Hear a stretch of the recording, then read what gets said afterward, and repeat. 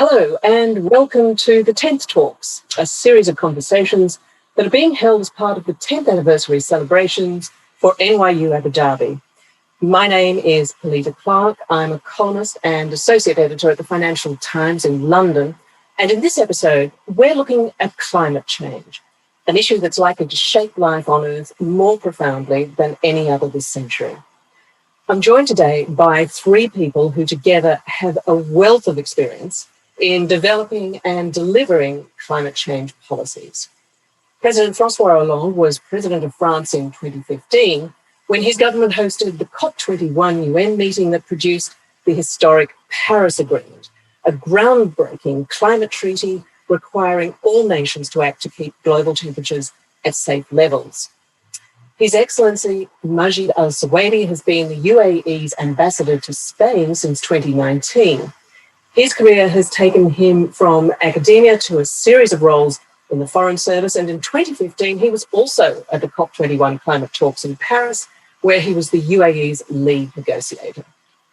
And Dr. Andrew Hamilton is the president of New York University, a post he was appointed to in 2015. He was previously Vice-Chancellor of Oxford University, and during a distinguished academic leadership career, he has continued his scholarly work in the field of chemistry. Well, President Hollande, let me ask you first. More than 5 years have passed since the Paris Accord was agreed, and although it was rightly called a diplomatic triumph, scientists still say we're a very, very long way away from cutting global carbon emissions enough to meet the Accord's temperature goals. And I wonder, do you find this disappointing? And what do you think should be done to speed up the pace of emission reductions?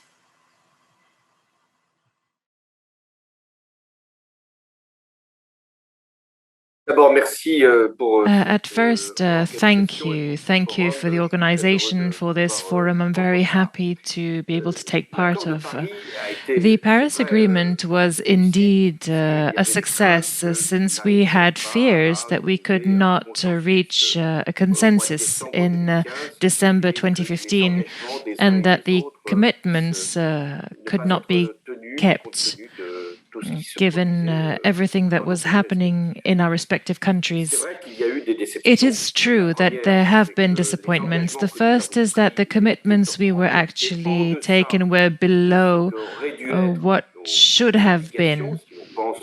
And when we think about global warming, we think it was underestimated these recent years. There were also CO2 emissions that continued while we were hoping that there would be a verification or variation. And finally, we had the disappointment of Donald Trump's declarations and statements and the risks that the United States may leave the agreement.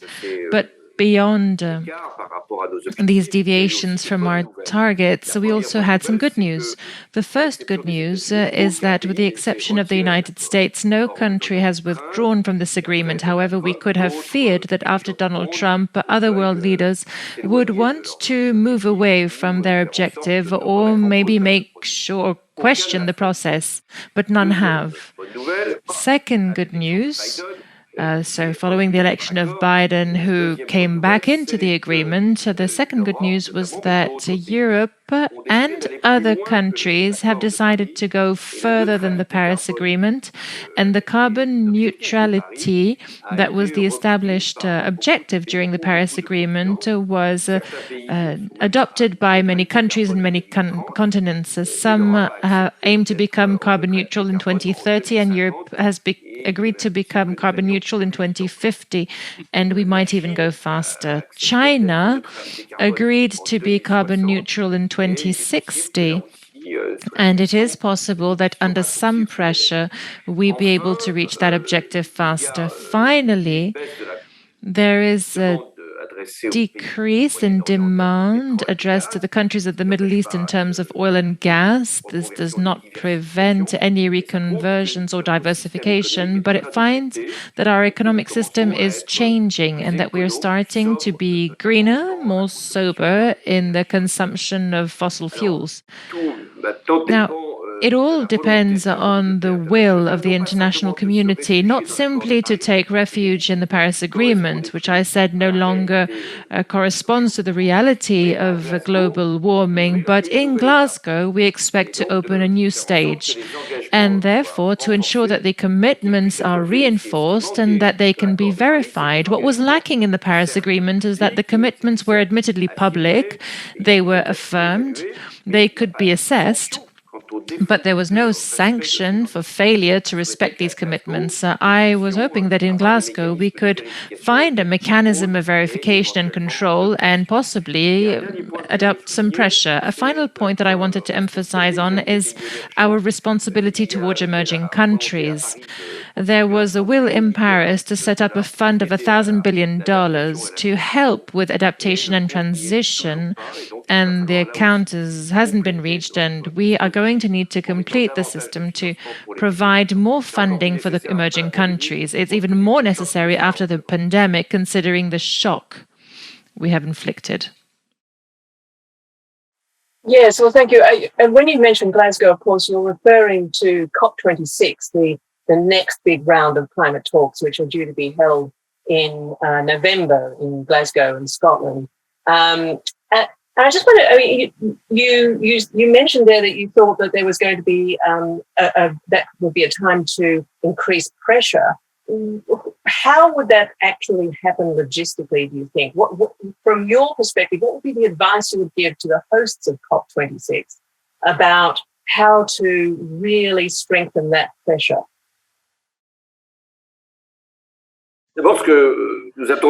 First, what we expect from COP26 in Glasgow is that each country goes back to the commitments they made in Paris and re-evaluate them, revise them according to what they have already committed and the results that this could possibly bring on a medium and long-term horizon. Secondly, given what we know about the extent of global warming, some countries, and I'm not saying all the countries, but at least the most industrialized countries, and in particular the United States, China, and Europe, that there be a reevaluating upwards of their commitments to carbon neutrality and therefore to reducing emissions. We can also, as I mentioned earlier, ask the richest countries to give financial compensation to countries that will undergo a transition towards a low-carbon economy. This is what I expect from Glasgow. Now, will it be possible to go further, like to have an organ that could, like I said, verify, control the nature and the respect of the commitments? It would be desirable, but let us not be too ambitious. Okay, well, that leads in very well to my next question, which is to Your Excellency, Ambassador Al-Suwaidi. The UAE is a leading crude oil producer. Its economy depends heavily on fossil fuel exports and production. It recently upgraded its plans to cut emissions as part of the Paris Agreement. But I wonder, can you imagine a time when the UAE will ever stop producing oil and gas? Well, first of all, Pilita, thank you for hosting this event today, and thanks to NYU, and congratulations on their 10-year anniversary. It's really wonderful to be here. I think that the question you ask is really a fantastic one because the UAE has been such a leader in our region and globally when it comes to these issues. And so it was something that was often asked of me is, why is an oil and gas producing country so interested in promoting renewable energy, being invested in sustainable development and thinking about how to develop our country in a way that's sustainable and that tackles some of these really hard challenges? And the answer is that we are a global country that is interconnected with the world. We are a hub, and we feel the effects of things like climate change. I think the first before others. And so that means that we have to do things, or we see the need to do things to address this challenge. But we're also a country that recognizes that we can't do that by ourselves, and that has to be done in collaboration with other countries and through a collective process. The UAE, of course, has been blessed with leadership who have driven the agenda in the UAE set really ambitious targets for ourselves, invested in renewables, in companies like Masdar, in sustainable technologies within the UAE itself, in R&D, in deploying these technologies. So our leadership has really put our money where our mouths are, if you will. And so when we engage in a lot of these processes, it's really about saying, well, how can we help others to achieve the same, to address the challenges of climate change, while really understanding the development needs of countries. I think that's what makes the UAE unique, is that in many ways we're still a developing country. So we recognize the challenges of many developing countries, but we've also been very blessed with this natural resource of oil and gas that allows us to think, to take steps to address climate change. I think that one of the things that I always like to talk about is our sort of heritage within this space as well. A lot of people think that we're kind of new to this discussion, but in fact, this is born of our heritage as the UAE.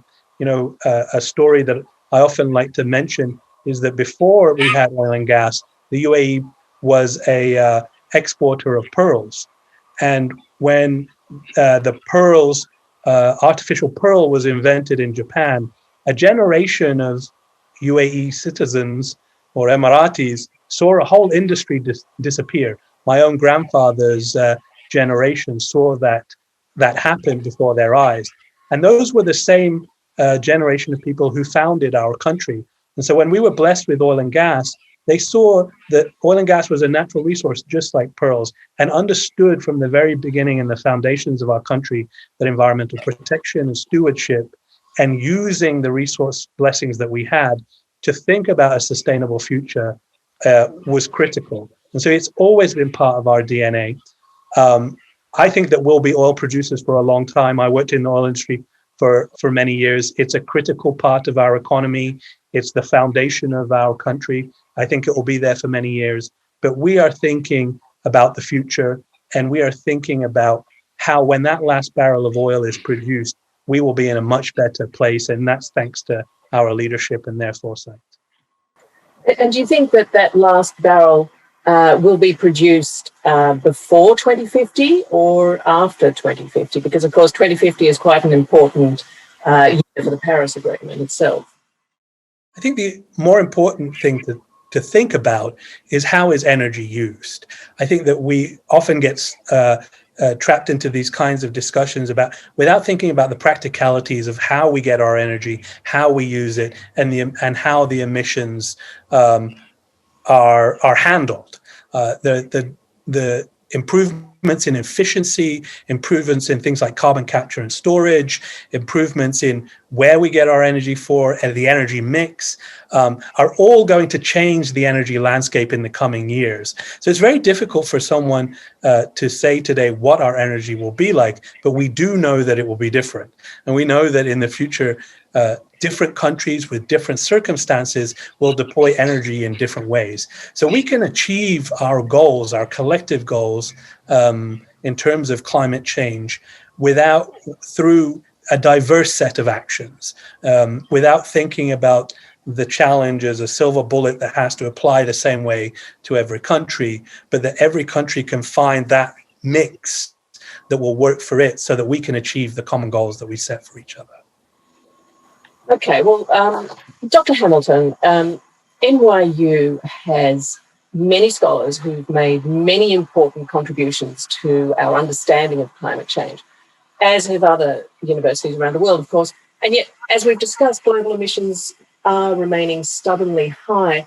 I wonder if you think that higher education bodies need to rethink their approach to the climate problem with all its far-reaching consequences.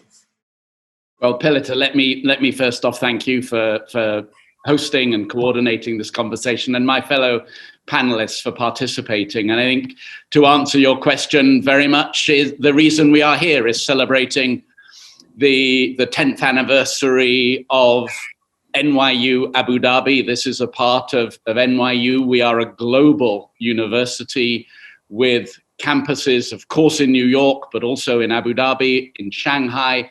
We have 12 other sites in addition around the world, including one, President Hollande in Paris, NYU Paris. And in a sense, that's part of the rethinking of how a higher education can tackle a global problem like climate change. There are other global problems. The pandemic has presented us with a very real one in recent years. But the solutions and the advancement on carbon reduction, carbon emission reduction, will come from global solutions. We see that in the Glasgow conference coming forward.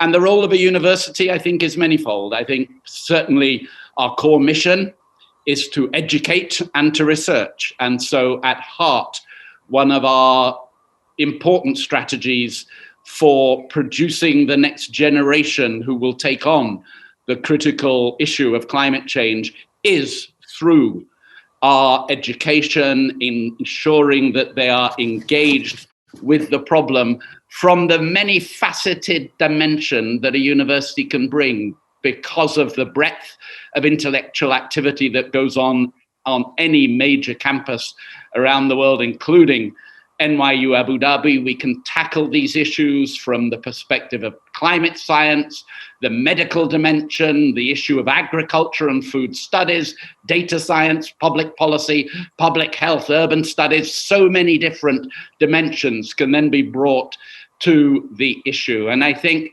NYU Abu Dhabi is a perfect example. We bring students from more than 100 different countries to Abu Dhabi to work with each other, to engage with each other, to learn from each other, and to tackle problems with each other. We have a wonderful course at NYU called Where the City Meets the Sea. And it's to study the impact of urban environments on marine ecology.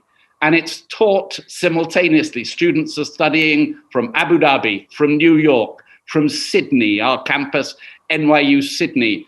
And they can look at the issues of urban environment on marine ecology, and they can work together to propose and study solutions. And it's a good example of the way in which a global perspective, and then using the advantages of location, a wonderful location like Abu Dhabi, where the city meets the sea, to enhance students' understanding and to work through ways in which new policy proposals, new ways of considering climate change can be developed. Let me ask you, before the pandemic, Greta Thunberg led a really interesting and unexpected movement of students who were willing to strike in order to make their message about climate change heard. And now it's a couple of years later, and Greta herself and a lot of her colleagues and her that movement are getting ready to go to university. Do you think that is likely to change the way universities, not just NYU, but other universities, deal with climate change? Not just in terms of the courses they offer, but also in the way that they handle the issue themselves internally.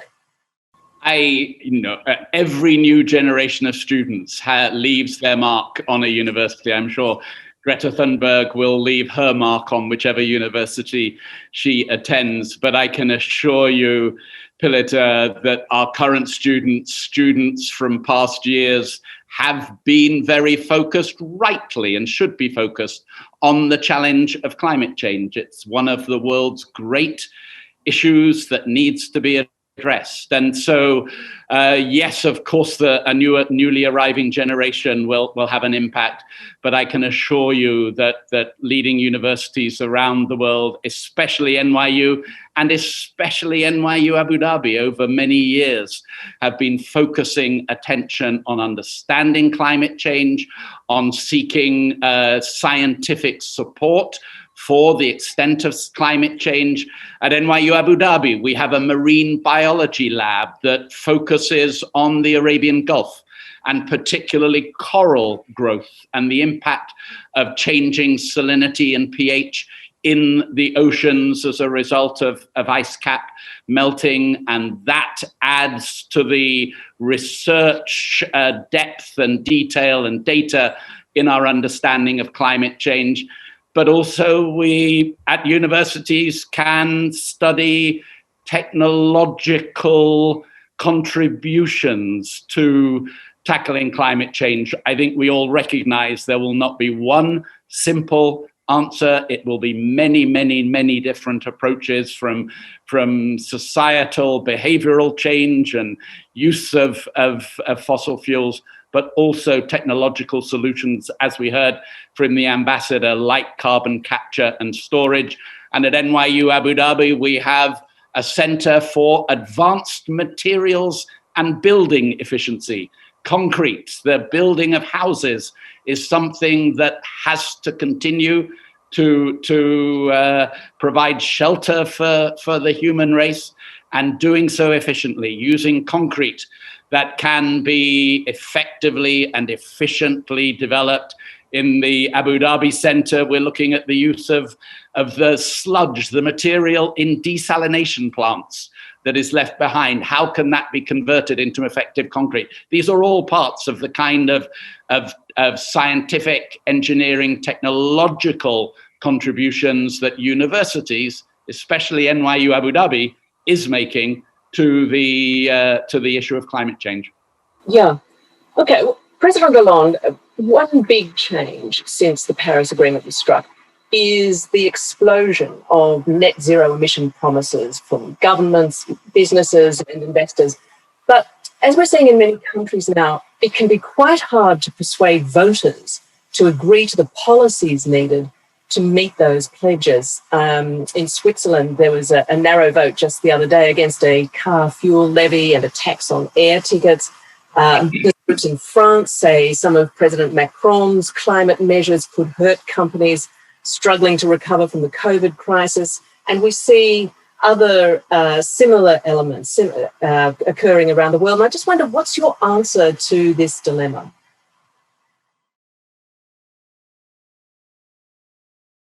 In these developed societies, and especially in France, we're facing two contradictory movements. The first one is the large aspiration carried by the new generation for an acceleration of the mutation towards a more sober economy, more energy efficient and therefore more sustainable, and with even an acceptance of certain constraints like giving up one's car or paying an additional tax, or living with more sober solutions like reduced heating or access to certain material goods.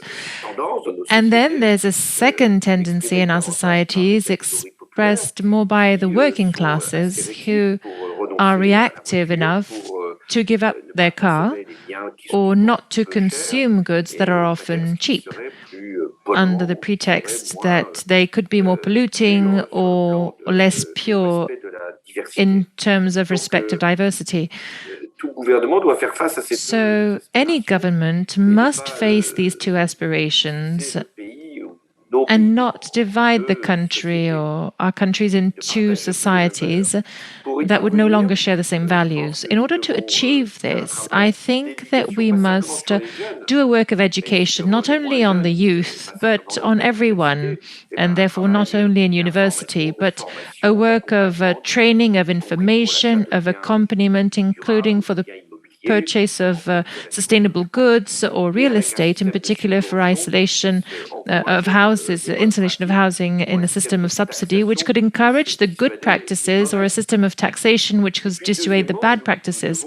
And secondly, we must have a redistributive system so that everything that is a constraint, a tax, or a loss in purchasing power can be compensated for by subsidies, allowances, and direct aid that could therefore promote the understanding of a certain number of changes. Where there will be undoubtedly a problem is in the end of the thermal vehicles and the passage to the electric vehicles. Why?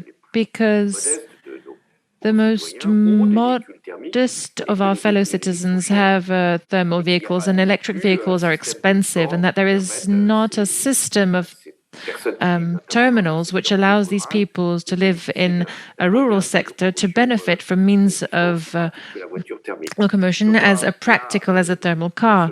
So there will be two solutions. One where we will subsidize the purchase of an electric vehicle to much higher levels than what we have today. And on the other hand, we will prohibit the use of thermal car with social consequences that would not be easy to regulate.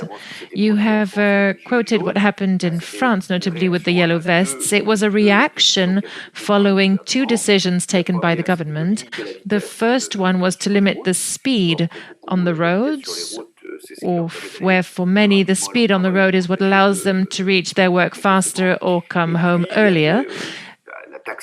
And then there was the taxation of a certain number of products. Now, let us be real. The mutation, the transition to the low carbon economy is expensive.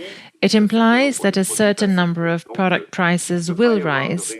And there cannot be a success in economic transition without a social policy to support it.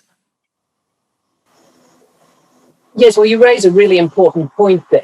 It is going to cost money, and it has to come at a time when governments around the world have had to deal with a pandemic that has also cost a lot of money. Do you think that ultimately the pandemic is really going to make it difficult to meet all of these ambitious pledges that countries have been making to reach net zero emissions?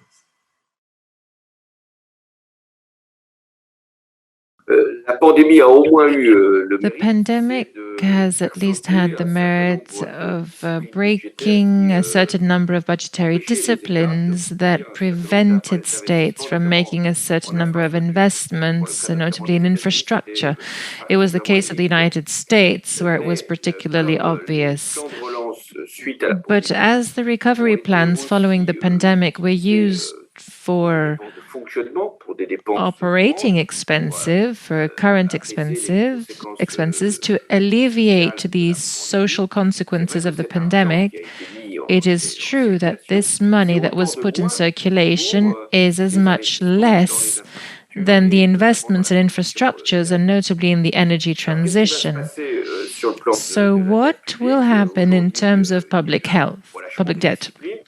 Today, we have seen a relaxation of discipline, but we can't complain about it. But when will the central banks and markets consider that it is necessary to come back on these facilities? And we can think that this will happen in 2 or 3 years. And if I can give a piece of advice, is that within the next 2 years, we must accelerate and amplify the investments in fighting global warming. Because after that, the financial resources will be scarcer, and we will not be able to find the revenues to finance these investments. Okay, well, Ambassador Al-Suwaidi, the UAE recently said that it would like to host the 2023 UN climate talks, which will be known as COP28. I wonder if you could tell us why you would like to do that. And do you think that by then the UAE will have joined the more than 100 other countries that have now set or are considering a net zero emissions target?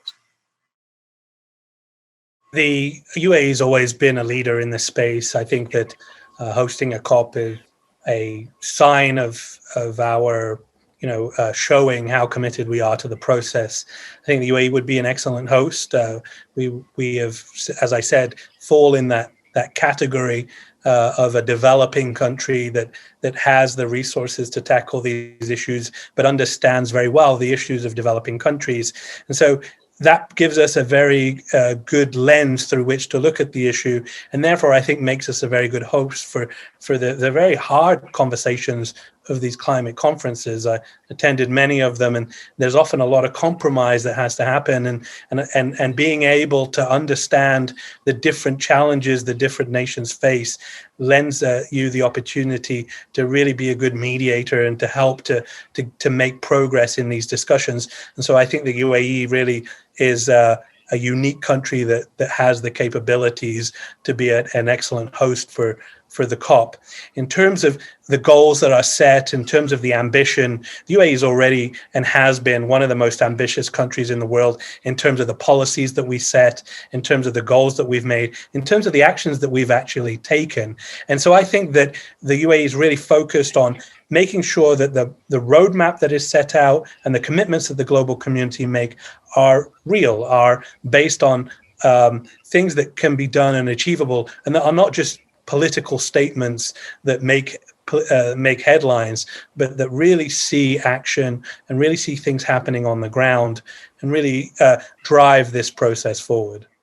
When you say that the UAE has made some of the most ambitious policies, which ones are you talking about there? Because when you look at Climate Action Tracker and these bodies that actually monitor what countries are pledging under the Paris Agreement, they're of the view that actually the UAE has not been doing enough and that its pledges are not really up as strong as they ought to be. I think the evidence proves that the UAE has done that. I mean, we have some of the most energy efficient buildings in the world. We have policies that promote energy efficiency in our buildings, in our electricity supply, in our water management.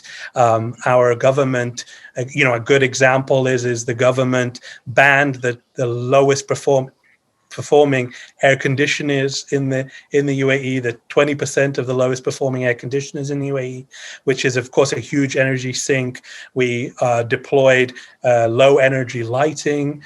We have huge investments in R&D. We have Masdar City, which is our zero carbon city example. We've invested in the only graduate university, which was Masdar Institute, now Khalifa University, which actively does R&D in renewable energy technology and sustainable development technology. All of our buildings meet the highest standard. We're a country, but this is where there's a lot of discussion to be had. As I said, we're a country that's growing, we're a country that's developing, and by the nature of a country that is growing, there is a need to grow our energy output, and that has consequences. And that's why we have to actually work harder than a more mature economy, a more developed economy, where it's much easier to get emissions reductions gains. And so the great thing about the climate issue is that our environments are all connected. So we can all work together to collectively reduce global emissions. And then also there's the context of environment. And so working within the environment and with the resources that you have. I think that we some of these indexes often have a very narrow view and don't take into account a lot of the various types of actions that countries take. And I think that the proof in the UAE is undeniable. The amount of effort relative to our size and relative to our development stage that we've put into this issue. Okay. So maybe we could see a net zero emissions target in the not too distant future, considering all the progress you're making.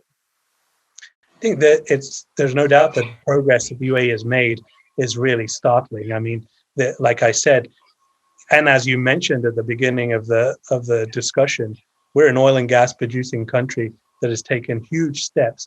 And I just want to come back to the point that you were discussing with President Hollande before about the economic consequences. The UAE often looks at this through the lens of economy.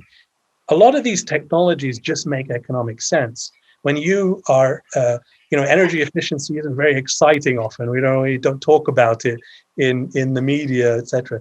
But when you deploy a lot of these energy efficiency technologies, it actually reduces the bill that the government has or the private sector has.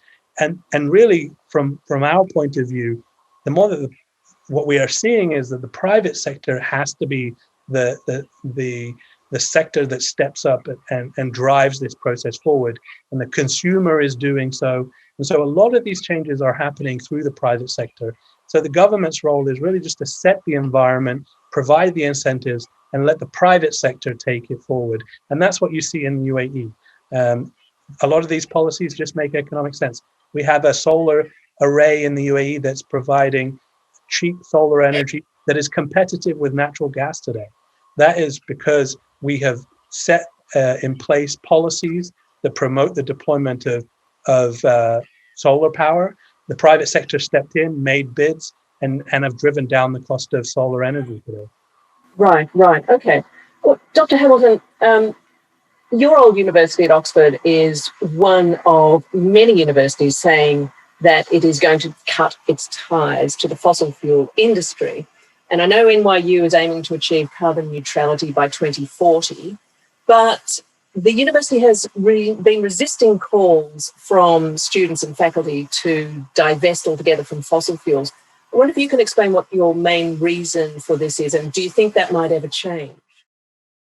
I do think in the way that universities function, I've talked about education and research, but we are also communities, and we also have a responsibility within our communities to set examples, to set commitments. And that's something that NYU has done. In New York, we're a community of about 80,000 people, not a small city, a medium-sized city. And so a commitment to reducing carbon emissions is something that we've made. We reached, with the wider city of New York, a 30% reduction. We've now committed to a 50% reduction by 2025. And indeed, as you say, Pilita, a carbon neutral status by 2040. And within NYU Abu Dhabi, similar commitments are being made. You know, so much of the future, the tackling of climate change will come from collaboration. It will come from a combination of policy changes, economic policies, but also technological solutions as well. And I think for us as a university, we, for example, within our endowment, which has often been the focus for our students, we have no direct investments in the fossil fuel industry.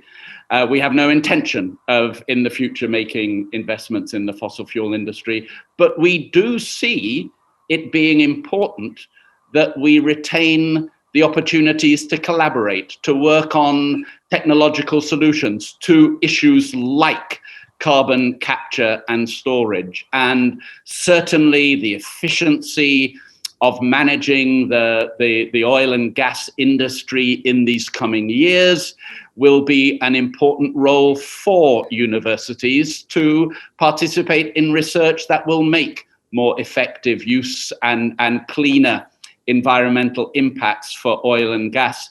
And so it's this commitment to collaboration as we need to find solutions to climate change that I think NYU and indeed most other major universities, including Oxford, which has a great deal of collaborations with oil and gas companies to work towards a better future with reduced carbon emissions to tackle climate change.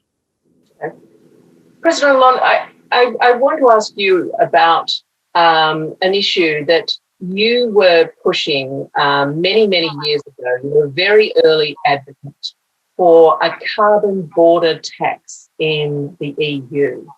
In other words, a levy on goods imported across the border into Europe from countries that are not doing as much on climate change as the EU. Now, Brussels has taken this idea up. They are pushing for it. And I'm curious to hear from you. Do you think this is going to succeed now? And if so, what could it achieve? When the idea was launched of a carbon contribution at the borders of the European Union, there was no general agreement on the proposal. Why? Because it exposed increasing the price of imported materials, and secondly, because it could lead other states outside the European Union to have a reciprocity in custom duties. Luckily, minds have evolved, and today it becomes possible within the European Union to imagine such a solution. But for it to be acceptable inside the European Union and allowed or authorized outside the European Union, it has to be a fairly low tax, so that it does not appear as a protectionist measure, but truly a measure aimed at dissuading or curbing the importations of goods, which one might think would be clearly polluting in nature. So I believe that the next steps will be to have a general agreement at the European Council, so between the different heads of states and the government. It can be in the program of the French presidency at the beginning of the year 2022. Then the European Commission should be able to be mandated to carry out work on the implementation of this proposal, like how the tax would be calculated, the contribution, and this would therefore be based on the CO2 content of each product, and we would still see a fairly simple system and not, if I can say, an administrative headache to deter the use of CO2. So it would have to be a fairly simple technique, and therefore only probably then the European Parliament would vote such a provision. In my opinion, it will not apply before 2025 or 26, and that leaves us enough time to clearly put in place the solution and to suggest it maybe to other commercial groups, especially in the United States or in the Gulf countries or Asian countries. There's no reason why this mechanism should not be generalized. On the other hand, the advantage of a tax, even if it is small, is to be able to finance investments. The proceeds of the tax must be allocated for investments supposed to reduce global warming. Yes, Ambassador El-Seraidy, we don't, as President Hollande says, we don't know the final shape of the Europeans' carbon border tax proposals and what it's going to look like. But I wonder, from the UAE's point of view, are you concerned that you could be caught up in this? And, we're in a situation at the moment where Dubai, for example, says it plans to have the world's lowest carbon footprint by 2050, but it's also building a new coal power plant. So does that mean that Gulf states could be concerned about the EU's measure to impose a levy on imported goods from countries that are not doing as much as Europe is doing on climate change? I think that for the UAE, there's always an interest in new ways or new efforts to try to deal with this issue, and we always have to analyze the final proposal to sort of understand where it goes. I think that I come back to this point that we have to think collectively about how we address climate change. Sort of unilateral efforts by one group can have consequences for other states that might be positive, might be negative. And therefore, it's really important that when we think about climate change in particular, we think about it in a collective way through the multilateral system, because the only way we're going to address it is if we all work together. We, as the UAE, are oil and gas producing countries. We're undergoing a process to diversify our economy, to move away from dependence on fossil fuels. What that means is that we are taking risks or taking steps to move into other sectors, be it tourism, be it aviation, be it tech industries that we're also competing with a lot of other countries who are trying to move into. And so I think it's important when we have these discussions that there's always incentives as well as disincentives. And so if we're thinking about imposing things like taxes, which are sort of a kind of disincentive or a penalty, that we're also focused as much on the kind of incentives that encourage good action or encourage people to do what is good for the global community. And so countries like the UAE that are making efforts, that are taking the extra step, what can we be doing as a global community to encourage that or to drive that? And so how can we find ways that if countries like the UAE are taking those extra steps, that their products are given greater access? So I think that an important part of the conversation always has to be the sort of carrot and stick, if you will. What are we doing? We think a lot about how to penalize, but I think we need to think a lot more about how to incentivize nations to take the steps that we want them to take.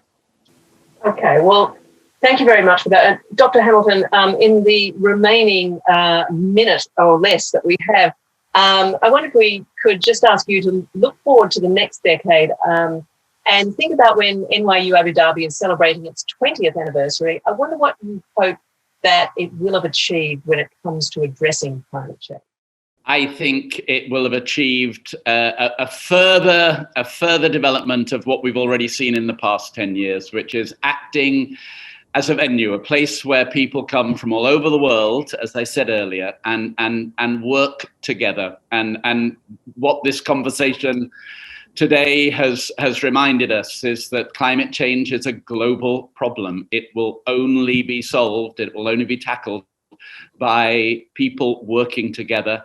The environment that has been created at NYU Abu Dhabi over these past 10 years, thanks to immense generosity and partnership from our friends in Abu Dhabi, has been to create that. And Pilita, you've mentioned several times the role of young people, and I think that's something we will see take an ever greater place in the debate about climate change, in the discussion of different strategies and solutions for tackling it. And one of the things I will look forward to in the next 10 years is NYU Abu Dhabi having contributed many of the voices, many of the leaders of this next generation who will be bringing forward those policy, yes, technology, yes, thought strategies for tackling climate change. So I think NYU Abu Dhabi has already been, but will certainly continue to be, a source of leadership in this critical area. Well, thank you very much, President Hollande. Thank you very much, Ambassador Al-Suwaidi. Thank you as well, and Dr. Hamilton for sharing those extremely interesting insights. It's a lot to think about, and for those of you who are going to be in Glasgow or be watching what happens in Glasgow, it's going to be extremely interesting, as we've heard, to see what emerges from those talks there in November, assuming that they go ahead, which of course it can be a big assumption at the moment. But thank you all very much. It's been a great pleasure to have this discussion, and for me, thank you and goodbye.